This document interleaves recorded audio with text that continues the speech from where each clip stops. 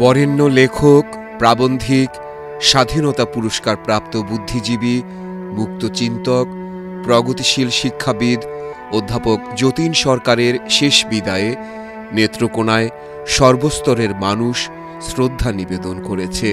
বিভিন্ন শ্রেণী পেশার মানুষ ছুটে এসেছে এই মহান শিক্ষককে ফুল দিয়ে শেষ শ্রদ্ধা জানাতে। 13 আগস্ট বুধবার বিকেল 2:45টায় ময়মনসিংহ মেডিকেল কলেজ হাসপাতালে চিকিৎসাধীন অবস্থায় শেষ নিঃশ্বাস ত্যাগ করেন অধ্যাপক যতীন সরকার। বান্ডেল থাকলে প্রতি সেনমানিতে টাকা বাঁচবে। বিকাশ সেনমানি বান্ডেল কিনে জিতুন প্রতি লেনদেনে।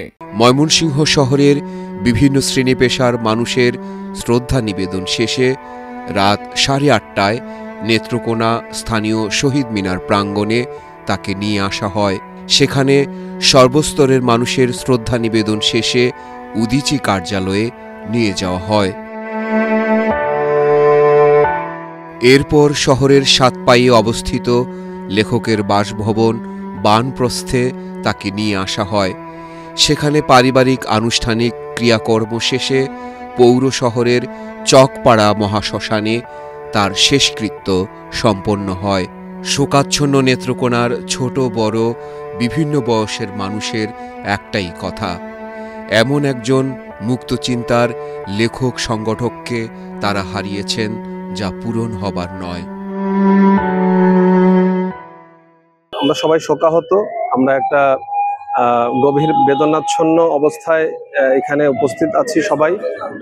অধ্যাপক যতীন সরকার আমাদের মাঝ থেকে চিরবিদায় নিলেন, যিনি দেশের একজন বরেণ্য বুদ্ধিজীবী, একজন লেখক, একজন চিন্তক এবং সার্বিকভাবে নেত্রকোনা সহ সারা দেশের শিক্ষিত সমাজের একজন অভিভাবক ছিলেন। আমরা মনে করি যে একটা অপূরণীয় ক্ষতি হয়ে গেল দেশের।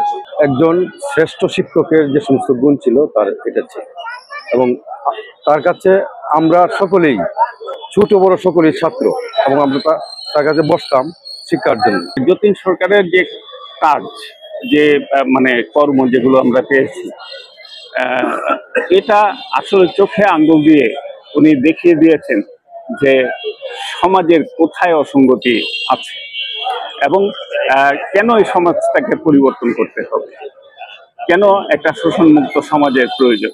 আমার তো মনে হয় যে এই ঘাটতি পূরণ হওয়ার মতো না। ছিলেন আমাদের একটা জীবন্ত অভিধান। আমরা যারা স্থানীয়ভাবে কাজ করি, আমরা প্রায়শই তার কাছ থেকে অনেক শব্দ গ্রহণ করতাম, অনেক বিষয় জানতাম। কঠিন কথাটা তিনি সহজ করে বলতে পারতেন, আর কঠিন বিষয়টা তিনি সহজ করে লিখতে পারতেন। এই যে ওনার একটা এই প্র্যাকটিস ছিল, এটা আমাদেরকে শুধু এই অঞ্চলকেই নয়, সে বাংলা ভাষাভাষী সকল মানুষকেই অনেকটা সমৃদ্ধ করেছে। আমাদের মাঝে এমন একজন মানুষ ছিলেন যিনি নেত্রকোনায় সবসময় উনি শিক্ষা বিলিয়ে দিয়ে গেছেন।